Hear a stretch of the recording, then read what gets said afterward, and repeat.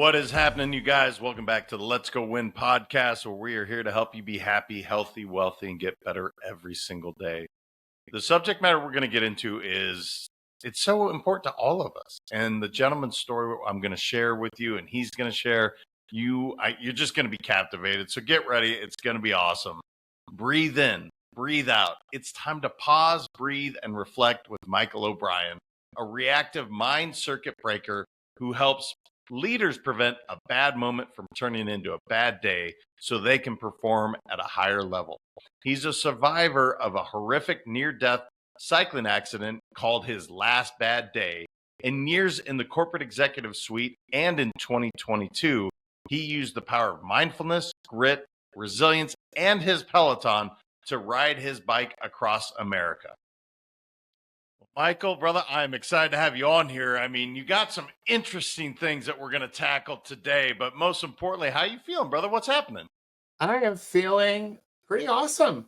Heading as we sit here, I know we're sitting at the end of the year. I'm looking forward to 2025. Looking forward to a little family time during the holidays, a chance to unplug a little bit, but feeling good about what has happened this year and really optimistic about next year. So I'm pretty stoked. I love it. And right behind you have a shirt prominently displayed, if you can see it. It says choose joy. I don't know if you understand how important that word choose is to me. It literally, prior to us talking, my keynote that I'm doing moving forward is literally called choose. So I love the word. I love the shirt. Obviously, it's displayed for a reason. Tell me about the shirt. What's the symbolic? What's the symbolism of what that shirt is? Yeah, it was. So I can't wait to hear the keynote. So now I'm intrigued. So this is going to be great. So, for me, like the word choose, and I imagine this is in your keynote, powerful word, right? So often we curl up in a ball, we throw our hands up, we point our finger at everyone else, complaining that they're all part of the conditions that we don't like, and we lose sight of our own agency, like what we can control. And so each day when I wake up, I believe I'm in bonus time, and I know we'll get to this a little bit later, but I get to choose how I want to show up each day. It's about setting my intention. So choose joy is behind me right now. It's a reminder that each day, regardless of what's happening, I can choose joy. I can choose to be joyous for those having success around me, even when I'm not having the type of success that I want. I can also choose compassion. I can choose to be grateful, and I can choose to ripple kindness out into the world. So that word choose is a big one for me too, because I get to decide. I get to choose. And who couldn't use a little bit more joy? There's a lot going on in the world. And if we doom scroll our way through life, you can feel a little depressed. And it's not to ignore all the stuff that's happening in the world, but there's space still that we can be joyous, joyful. And that energy has meaning. It ripples out. And as we show up this way, then other people can also feel it. Yeah, I couldn't agree more with you. I mean, look, the word choose, choice, ultimately, there's only 5 things human beings have to do. They have to, eat, sleep, breathe, drink, shelter. Outside of that, everything else, and people don't love hearing this, but it is your choice. You are in the position you're in today based on your choices. And this is where the victims come out and they're like, you don't understand. Trust me, I do. I want to get into your last bad day because obviously you said I'm on borrowed time. I don't know this story. I'm excited to hear. Well, not excited in a good way. I am and I'm not. You know what I mean? I like it. An eagerness, perhaps. Yeah. Yeah, I'm interested. I'm certainly intrigued. But, when we have these moments of like you had, gosh, almost died. Wow, we have some perspective that we not only have for that moment, but it sounds like you're holding on to for the remainder of your time on this planet. Tell me about it, brother. What happened? So it was back in 2001. So this is before the internet, it's before podcasting, it's before all of it. As life as we know it today. And my company had an offsite meeting. It was one of those Monday to Friday affairs. And a lot of my colleagues brought their golf clubs out. I decided to bring my bike out because I was training for an event. Also, I have this goal of riding my bike in all 50 states in this wonderful country that we're in. And New Mexico had not been conquered yet. So we were north of Albuquerque, south of Santa Fe, a new resort. Now it has like a big old casino and the golf course is still there and they spotted out. But we were like the first people, first company attending this hotel, this resort. And on the morning of July 11th, I was doing these loops in the hotel on the hotel property, like out the main drag, up the main way, 2 miles. I was going to do like 10 laps for 20 miles and come into my meeting before they killed you with PowerPoint. And I was like, yeah, I breathed in the air. Like we're going to win the day. Right. And on the fourth lap, a Ford Explorer crossed fully into my lane. It was traveling about 40 miles an hour based on what the police estimate and hit me head on. I didn't have enough time to react because we're coming around a little bit of a bend. So I was somewhat blinded to his approach. And I remember so much of that morning. Damn, like the sounds of me hitting his front grill, the sound I made when I went into the windshield. I can still hear the screech of his brakes. And this is over 2 decades later. So all that. I got knocked unconscious. When I regained consciousness, I was surrounded by ambulance, police, fire. State trooper came in to pronounce me dead at the scene of the accident because only state troopers can do that. So they were like, all the other EMTs were like, this guy ain't going to make it. We need a state trooper here. At the same time, they were calling a helicopter to medevac me to Albuquerque, the only trauma one center in the state. So when the state trooper arrived, I moved a little bit and just the thought of moving was like so painful. I did though ask like, how's my bike? Because that's a question that cyclists always love to ask. Like, I'm messed up, but how's my bike, brother? So they're like, your bike's fine. Just try to breathe. I moved, and the state trooper was like, he's still here. And I know this because the state trooper played this back to me. They put me on the helicopter. I remember every minute of those 19 minutes on that flight. They took me to the trauma center in Albuquerque, met my surgeons. Then I don't remember anything for the next 5 days. First surgery took about 13 hours. I needed 34 units of blood product to stabilize my life. My wife eventually flew out with our youngest, who was 7 months old at the time. And when she got there, I was still in the trauma center. And the vascular surgeons came out and said, hey, your husband's been in a very bad accident. We're really not sure how he survived. So the next 72 hours are going to be really critical. So I broke a whole bunch of everything. But when the left femur shattered because of the impact the SUV had on me, it lacerated the femoral artery of my left leg. So what I didn't know at the time, I was losing a whole bunch of blood at the scene of the accident. So, but luckily everyone was on it. Everyone, like the bell rang and people answered the bell and they chose to show up and, they got to work and everything worked that day to save my life. And then also subsequent to that whole, like, are you going to stabilize his life? Was he going to be able to keep his leg? Because the left leg had like a lack of blood flow for hours at this point in time. They sent me off to the ICU. I spent 4 or 5 days there in ICU comfort. I can look back at it now and sort of laugh about it. And then I regained consciousness and got onto the regular floor of the hospital. And that's when my recovery really began. Yeah, a lot to unpack there. I imagine so, like you said, you were kind of in and out, and then patches of where you're not aware of what all is happening. Yeah. The recovery process, I can't even imagine now because 34 units, brother. How many units of blood does the human body have? Because It was That, almost like, I think it's a factor. I think it's like 2.5. So it was 34 units of like different type of blood product. So it wasn't like straight blood. It was a whole bunch of everything.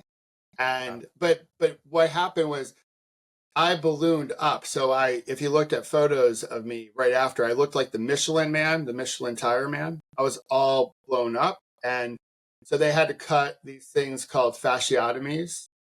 Um, so down my left leg from basically my ankle to my groin and then the outside of my leg, just to allow my body to expand and in a way swell up. Because if you didn't, then things could be crushed internally. So I have some really cool scars and skin grafts, and they serve as my tattoos, and I think they tell a pretty cool story. I look at them as golden symbols of my strength and resilience. But yeah, the recovery process, it started with like anger. Like mm, I was pissed. Like when I got on the helicopter, I said to myself, like, I was trying to create a bargain with whoever was listening. Call it your higher power, call it God, call it Mother Earth, whatever you want to call it. And I was like, hey, listen, if if you get me out of here, if I survive, I promise I'm going to live life differently. And my life before this wasn't a train wreck. But it was pretty typical of a corporate executive chasing the happiness on the hedonic treadmill, hamster wheeling it, never really in the moment, working a lot, probably not taking the best care of my health. Just I would rationalize that second glass of wine better than most your average bear. Like that's that type of stuff. sure. And so I knew it. I was like, hey, listen, if I live, I'm gonna stop chasing my happiness. So just please let me live. So whomever was listening, I get out of the ICU and they start telling me about my accident. The driver had a revoked license. He shouldn't have been driving that day. He had 5 DUIs on his New Mexico license. They told me that I was probably going to walk with difficulty for the rest of my life. I would probably never get back on the bike again. So now I'm like, whoa, what's going to become of my life? Like, my identity got flipped upside down and was being shaken violently. Who am I going to be now? Like, I knew who I was. I was an athlete. I was a leader, dad, husband. And I really thought all those roles were in jeopardy. And so I Mm, got really angry pretty quickly internally. On the outside, I was trying to still be optimistic and like, we got this, we can do it. But deep down inside, I was pissed off that this happened. And when the hospital got quiet, that's when it got really loud. And that was the most difficult part of at least the initial phase of my recovery, is just going through the stages of grief, if you will. Yeah, I was gonna say you said that right away, like the negotiation immediately, like get me out of this and I'll do better. That hit real quick, and then obviously it sounds like we're going into this grief, and I I'm really interested to see how this goes and how you navigate through to saying, I'm no longer going to blame the guy that shouldn't have been driving the 5 DUIs, because I know it's coming. You're here, you're smiling. Some Yeah. of the things you've done that we talked about in your intro, but I'm really curious as to what flipped that. At what point did you say, all right, Michael, it's time to get back on the proverbial, but like, come on, man, we're going to do this. How does this happen, man? Because it's dark. You're by yourself. You're pissed off. Fuck. What? Why did this happen? I'm guessing. And Yeah. at some point, you say, "No more. I'm gonna live life on my terms." Yeah, absolutely. So early on, it was like, why'd this happen to me? Why'd this happen to me? I was playing, my thinking was I was playing by the rules. Like, this is unfair. Right. And so one mentor shared with me, he said, listen, everything in life is neutral until you place a label on it. And at Mm. first I was like, is this some like Yoda thing you're playing on me? Like what? I'm messed up. I'm on a whole bunch of medicine and I don't really have my bearings straight. And he's like, everything is neutral. I was like, that is a bunch of rubbish. But you know what? I trusted him. I sat with it for a bit. And I was like, you know what? That's that's pretty true. Like how often do things happen in life and then we just quickly react, good, bad, right, wrong. And as I studied a little bit further, like that notion that everything is neutral sort of ties back to a quote that is often attributed to Viktor Frankl, the Holocaust survivor, that between stimulus and response, there's a space, and in that space is your freedom to choose, and your freedom to choose is where your growth happens. That quote, which is somewhat controversial because some people say it's a Viktor Frankl quote, and some people think someone else said it, but whoever said it, it's a pretty good quote. And so then I started thinking like, okay, well, if I can choose my labels, and he went on to say, listen, you can look at yourself as a victim, you can choose that label, or you can choose something else. And so he planted a seed, and then I sat with it and sat with it and sat with it, and then I said, well, if I can choose the label of my accident day, July 11th, and I can label it any way I want to. I chose to label it as my last bad day. And Mm. here's why. It's not like a unicorn and rainbow thing. It's a acknowledgement that in a given day, we have a ton of moments that we all live. And some of them suck. Some of them are really bad and horrific and painful. And in the same day, you can have moments of joy and happiness, gratitude. And so I started looking at all my days and I realized like, golly, there's a collection of different emotions that I feel on every day. But if I can go to bed each night when my head hits the pillow and I have people in my life who I love and they love me back, then I can't call the full day a bad one because those people help me create a better tomorrow. So I got in the process of not labeling my days. I would have moments and I wouldn't deny a bad moment. I felt all the feels, as people say, but I didn't want to give a bad moment any more fuel than it deserved. Because how often do we, you come across this all the time? Like something bad happens, it could be really trivial, like you're late, or traffic, or something bigger, like a health issue. And so I just want to meet those moments as those moments indicate and give it enough fuel. So if I'm late, of course, I don't want to be late, but I don't have to like ruminate on that. I don't have to allow that to fester. And then all of a sudden it's controlling my day. So I first started with like, okay, that's my last bad day. I'm drawing a line in the sand or, painting it on the concrete. And then I also found the practice of gratitude, which I didn't know anything about. And I realized, well, gratitude can help me see what I still have and I still could do. It was a counterbalance to all the worry and anxiety I was going. And then I found the practice of mindfulness, of just creating some space, going back to my athletic days, where my coach would say, in big moments in a game, he'd say, hey, you know what? Just take a breath. Like, step out of the batter's box, breathe. Like, before a big shot, breathe. And I was like, oh, yeah, yeah. Like, when things were really on the line, the coaches would always tell us to breathe. And I knew nothing about mindfulness back then. But I was like, you know what? I'm going to find a quiet spot in the hospital and I'm just going to create some space. Hmm. I want to get to And that, but that I don't space, want to leave yeah, this if you yeah, don't mind, just because yeah, you said so many impactful things in there. I gotta just talk yeah, about no it for a problem. second. So I love the fact that you said, look, feel all the feels. It's not sunshine and rainbows and unicorns flying through my life all the time. In fact, I go through bad days. I have shit moments. I have great moments, just like everyone. Yeah, However, I love what you said is I feel it. I don't deny that it's happening because I think this is where people get really turned off by the self-development world or even myself as a mindset coach. It's like, well, it's not always positive. Yeah, no kidding. You're what yeah, Michael said is so true. And yet the perspective, man.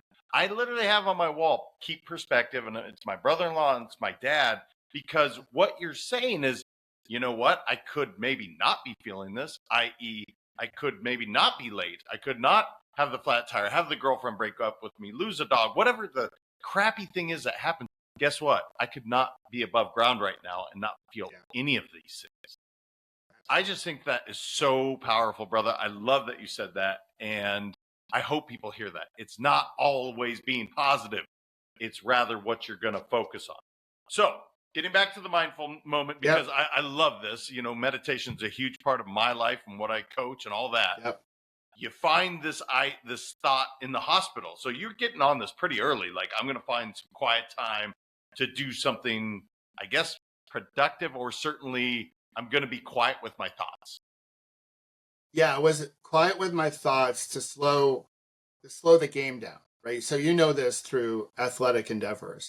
When when you listen to, say, like, athletes being interviewed uh, on ESPN and they're on a hot streak, right? The game, most of them will say, like, the game just feels like slower to me, Mm. playing at a different speed.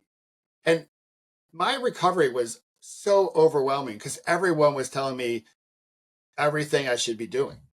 And I just wanted to get out of the hospital. I wanted to get home. I wanted familiar smells because in the hospital, you know this, you you don't really rest all that well. You know, everyone's Right. poking at you, and the TVs are always on. And I wanted to get back. So I was a little desperate. So I was like, and the game's going way too fast for me. So I was like, all right, let's slow it down.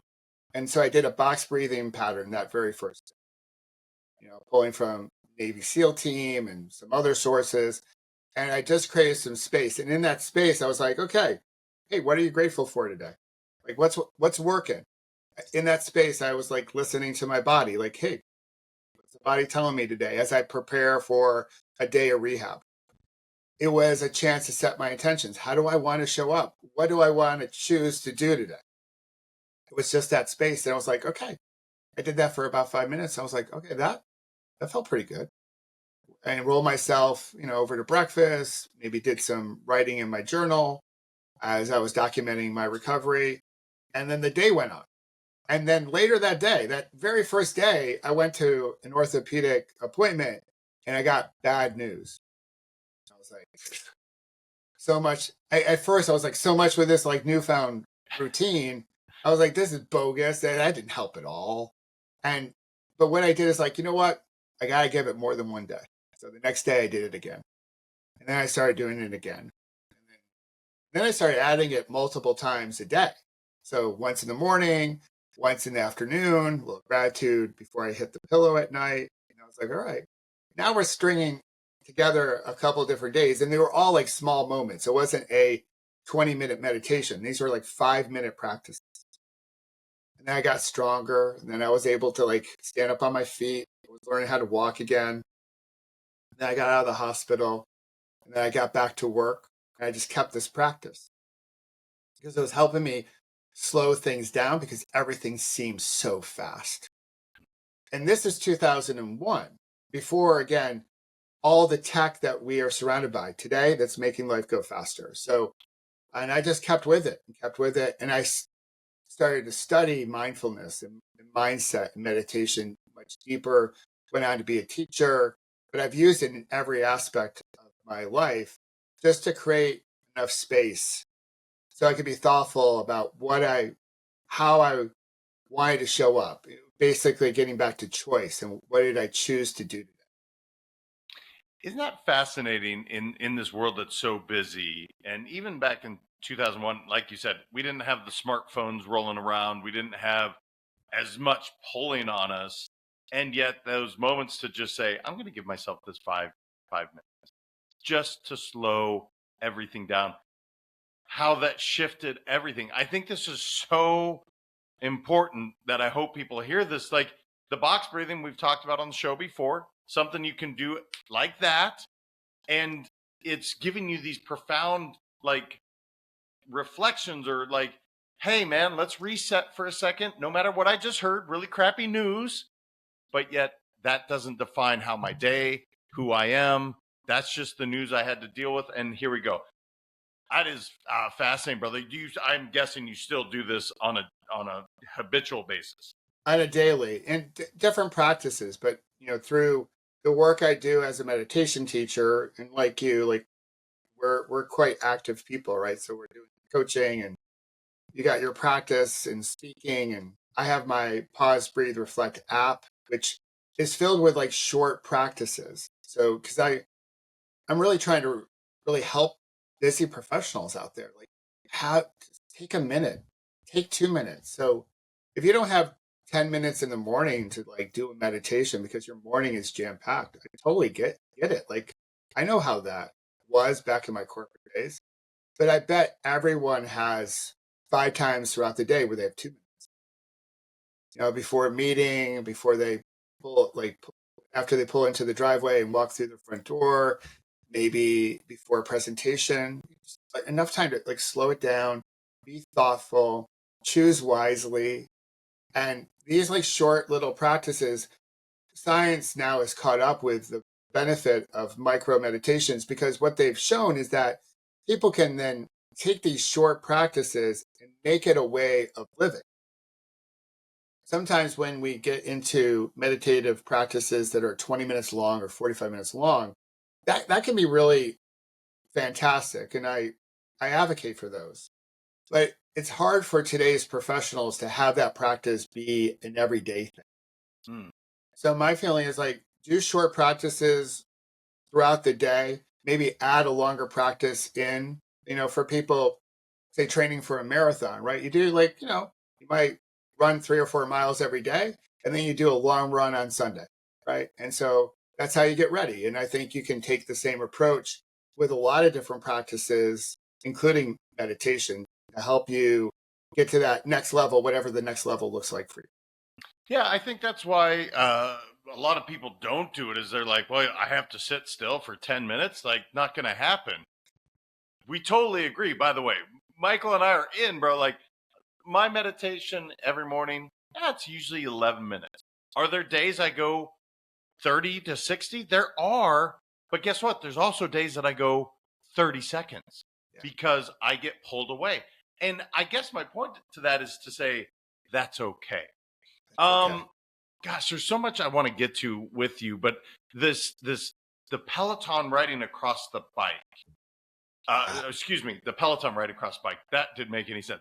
The Peloton riding across the country. I want to talk about this because at some point the docs are saying, "Hey, man, you may never get on that bike again." Which, by the way, drives me bonkers yeah. that they say these things to people. Why do you take away hope? Why do you do this? But it's the cover of the CYA, I Yeah, suppose. it is. Yeah. Tell me about this bike ride, brother. And I know we're skipping from, gosh, hospital. We're having these mindful moments to, dude, we're doing this amazing feat. But I'm just curious, man. How do we go from that to what you ended up doing? That's remarkable. Well, I think, like Jamie, it's a good segue, because meditation or mindfulness doesn't have to be just sitting. It can be movement. So Mm.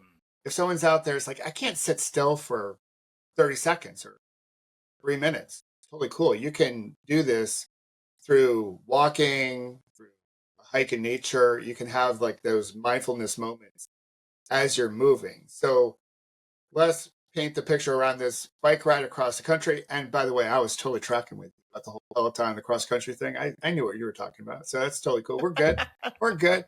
So as a young kid, I fell in love with the bike. And I read somewhere, like, it was 1976, and they created this route across America from Astoria, Oregon to Yorktown, Virginia, called the Trans-America Trail. And I was like, oh, wow. They called it the Bike Centennial during the bicentennial. I was like, oh, that would be so cool to be able to ride across the country. So I put it as a dream. Back then in 76, we weren't talking about bucket lists. And so I kept this with me, kept this with me, kept this with me. Never did it. I was racing my bike through college, did a whole bunch of things in my 20s. Then we come to the accident. Doc said, hey, probably not going to ride ever again. So there goes the dream, right? I kept it alive. And so day by day, I would ride a little bit longer, a little bit faster. I got back into bike racing. But then my friends were like, don't do this. Like, bridge too far, buddy. Like, you're back racing your bike. You should be grateful for what you have. Don't push it.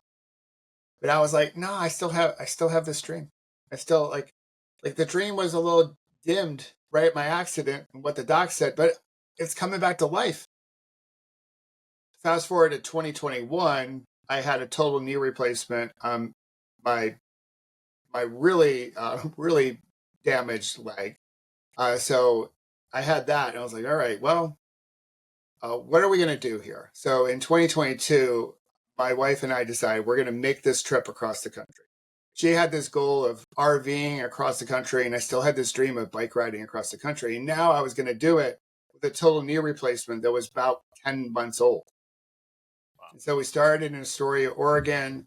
We had a game plan of going to Yorktown, Virginia, that original route. What we did in Wyoming, we rerouted and we ended up finishing in Washington, D.C. That's where we met. That's where we started a family. So it's fitting. But can I just say, like, what an incredibly beautiful country we live Mm. in? Most people don't get to travel like we traveled across America. And they might go to the hot spots, the big tourist destinations, but we saw it all. Like, we rode through 13 states. We rode through rural America, small towns, and America is just so dang gorgeous. Like, it's enormous, it's beautiful, and ran into so many beautiful people. And Mm. and the thing is that the people I ran into, they didn't see the world as I see the world. They all questioned my sanity. Like, what are you doing? You're riding your bike across the country. They thought I was crazy. And they would look at my leg and be like, what happened to you? And I'd be like, oh, shark attack. Then I would say, no, it's like a bike accident. So here we are, like, going across the country, meeting people that see the world differently than how I might see it. They think riding a bike across the country is idiotic, foolish, dangerous, you name it. But we all connected. Through conversation, we saw each other, we heard each other out. They still probably think I'm a bit crazy, and I will wear that label with pride. But we met so many beautiful people. We saw so many gorgeous parts of the country. And when I arrived in DC at the Lincoln Memorial, I was more in love with America, the Mm. promise of America, than I was at any point in my life. So it was such an unbelievable trip. My wife had a ball driving it, and we had our two dogs with us. So it was a great adventure. Yeah, again, this is a choice that you made, right? Like, Yeah. regardless of what people say, and that this is what I love about the subject on dreams. It's like that's the point of a dream is that it's crazy, that it's not the norm, and it's yours, and you get to own it. And who gives a shit what anyone else thinks if you're not hurting someone? You're doing something that's ethically sound. It's like, dude, that's the whole point. I love that. Um, Gosh, the value of a reactive mind circuit breaker. Now, we may have touched on this, but it's in the topics, and I'm like, I think I know what this is, but I'm not sure. So, the value of a reactive mind circuit breaker. Tell me more, Yes. brother, because I'm like, maybe I touched on it, maybe we didn't. I don't know. No, we sort of did, Jamie. Like, so in the world, like today, like people hear mindfulness or meditation. And if you haven't bought in yet, you're probably like, oh, this mindfulness stuff. Mm. It's a little wooey. What are we talking about? Like, I got things to do. Like, I can't do this. It's a little, for a lot of people, it's still too far out there. And it's really misunderstood. And I don't think the internet really does it a good service, because I think we've overcomplicated something that's quite simple, Mm. right? And so we learn through storytelling and we learn through metaphor. So the way I look at it is, in your house, right? If you go downstairs in your basement, you have a circuit board, right? So if your house your house's circuitry, the electrical system in the house gets overloaded based on a surge or a storm or what have you, the circuit breakers go off and it prevents an electrical fire from starting in the house. It's a safety precaution. And so the way I look at pause, breathe, reflect is that it's that circuit breaker for you. So our electrical system in our bodies is our central nervous system. It's what's happening upstairs in our brain. It's what's happening in our heart. And when things get overwhelming, when things get to be too much, we can we can blow a gasket. We can blow a circuit.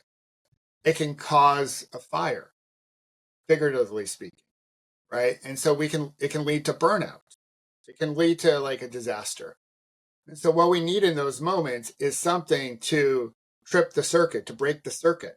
So we don't get to that point where the circuit's overwhelmed and a fire is created. And that's the value of pausing, taking a few deep breaths, and then creating that space again to reflect.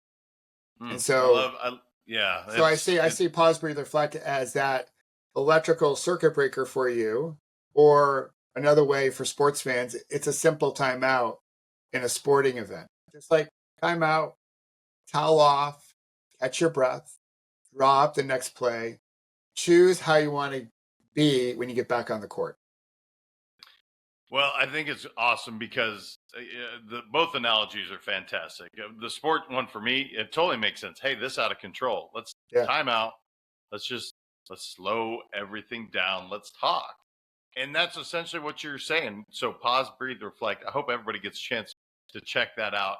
I want to talk about your mindset, especially the ego side of things, where high performer, driven executive, athlete, and not that you're not still a high performer, because you are, yet it feels like, gosh, I'm not out there to prove it to whoever, even myself.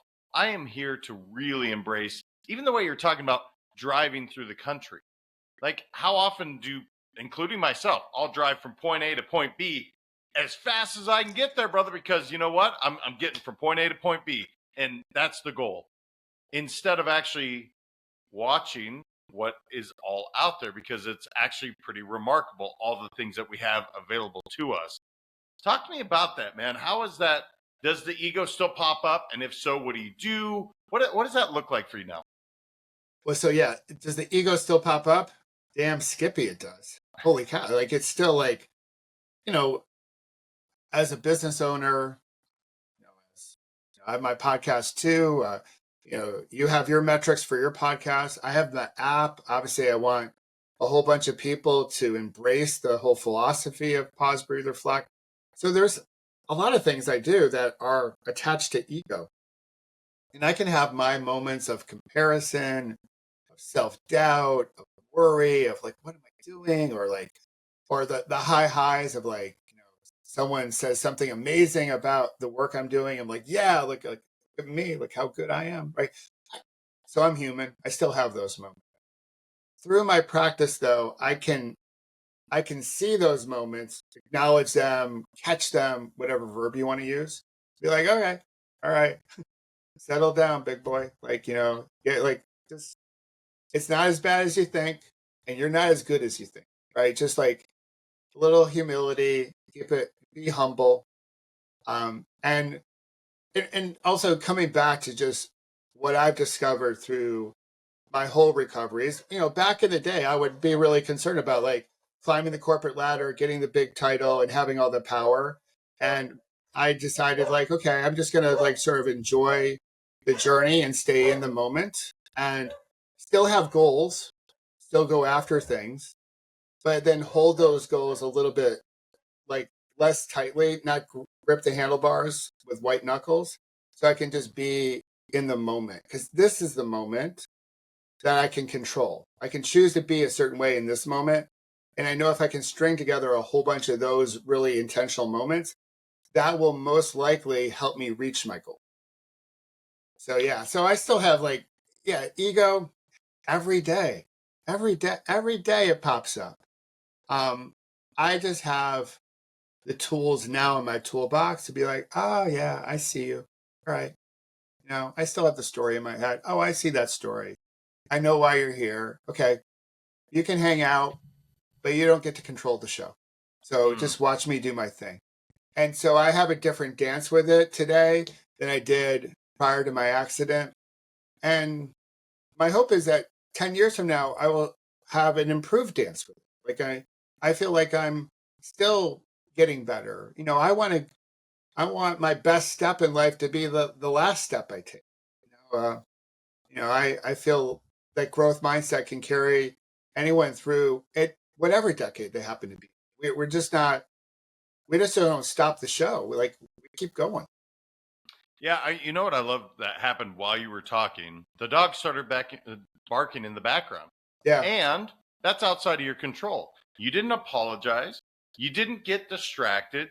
You literally were in the moment. You heard it, Oh, but yeah, I yet heard it. stayed in this moment. And I thought it was absolutely perfect. As you're talking about, I'm like, isn't this such a great example? You can only control what you can control, which in my opinion is two things: our attitude and our activity. No one gets to dictate those things. Those are ours, right? Yes. And so as you were talking, I thought it was awesome. I'm like, that is perfect timing for that dog to just come up. What didn't I know enough to ask you, Michael? Because look, your story's amazing. I could go back into all your recovery and there would be lessons throughout. But I'm sure there's something I didn't know enough to ask you that it's on your heart, it's on your mind. What do you want to make sure to share as we start to kind of wrap things up? Yeah, no, great question, Jim. And if I could go back to that moment with the dogs, I think this is something to really underscore is like, listen, through the pandemic, we now connect through calls like this all the time, multiple times a day. And so the dog's barking is real life. That's the stuff that we used to hide from people's view because we're all going into an office. There's also a notion that everything in life is temporary. So I knew they weren't going to bark forever. They were going to stop barking once the FedEx guy left the driveway. And I also knew that you have the power to edit out the dogs if you wanted to, right? So I, like again, through the practice, I was able, like, I can just stay in the moment with JM as opposed to getting all worked up and like going down and yelling at the dogs. And now we've taken a quote unquote a bad moment, an interruption, and we add fuel to it, and then it can ruin. It can turn into a bad podcast, or it can turn into a bad day. So I would say one thing that we haven't chatted about that I would want to share with folks is that I look at our phones as a toolbox. And the apps that we have on our phone are the tools that we put in our toolbox. Just like your toolbox at home, right? You got probably 3 or 4 different screwdrivers in there, maybe a hammer or two, a different saw or two, some old nails that you have no idea why you bought them. Like you got a whole bunch of stuff in your toolbox. But you're hopefully pretty intentional about what tools you put in your toolbox because they're going to help you fix up things and create things at your home and all that good stuff. Our phones are toolboxes. They help us connect, and some of the apps can help us create and connect and fix things. And there are also apps that distract and pull our attention away from making real connection. And they take our energy away from like really living life. So through pause, breathe, reflect, what I'm trying to help people understand is listen, pause, breathe, reflect is a tool for your toolbox that's going to help you. And there might be some apps on your phone that may not be helping you, and you don't have to have them on your phone. Mm. And through our work with PBR, I'm trying to help people improve their digital health. So we talk about physical health as we've talked about for eons. Through the pandemic, we started talking about mental and emotional health, which was needed. I think we've reached the point as we come into 2025 to talk about our digital health or well being. We're living life through our screens, and they're really vital. They're essential for life today. So I'm not recommending that anyone get rid of their smartphone. Hell, I have an app. It's on a smartphone. Like, I want people to have a smartphone. If everyone got a flip phone, they couldn't get PBR. So, but I do want people to say, hey, let's let's investigate what is my relationship with my phone and how could it improve. And so we have some cool things coming via our app to help people do that, but I also do these free smartphone wellness checks where people send me some information about their phone use, and then I create a custom report for them to help them change their relationship with their phone. And by doing so, they change their relationship with their life and the people around them. And so we can start connecting better together as we go forward into the. Yeah, I haven't heard of people actually doing the digital health, but I love it and it makes sense. And again, your analogy is spot on. This isn't going away. The smartphone is not going away. This is life. And yet being intentional about what we're using, I think is so important. So Michael, I'm guessing to connect with you online, pause, breathe, reflect. Where else, brother? Where's the best place for my audience to say, you know what? I love the story. I love what he's doing. I want to connect with him. Yeah, so they can go to my website, which is michaelobrienshift.com. Through there, they can find Pause, Breathe, Reflect. And from a social media perspective, probably LinkedIn is the best. So just type in Michael O'Brien, Peloton Coaching, and you'll find me. And yeah, for any listener out there that wants to connect, I would love to connect. I always love continuing the stories that shape our lives, and hearing other people's stories too. It's really inspiring and motivating. And I just want to say, like, the work you're doing, man, is so important. Like, the information you're putting out, the people you have on are really awesome people that are making a difference. And so I feel honored to be part of that crowd right now. And I thank you again for having me on. No, brother, thank you. Your story is fascinating. It's inspiring, and I mean, you had me at the start. I wanted to go dive deeper and deeper and deeper, but time is a bit of a factor. So, brother, Absolutely. thank you for the way you show up. I love the choose joy. I mean, just it's throughout the episode. I just see it, and it makes me smile. So, thank you for the way you show up, brother. It's so amazing. Thank you, JM. And I'll send you one of our shirts. Oh, thank you. You guys go back, listen to this again. I'm going to go check out Pause, Breathe, Reflect. I have not. I'm going to because I think it's awesome. And I love so much what he said. Everyone can take that time for just you. Take a time out. Give yourself that gift of space and just pause for a second. So much goodness. Share this with someone you know, love, and care about because all of us go through these same emotions. We're all going to have good moments and bad moments, but it doesn't have to be your bad day. As Michael said, I love this episode. Until next time, remember your mindset matters. I appreciate you guys. We'll talk soon.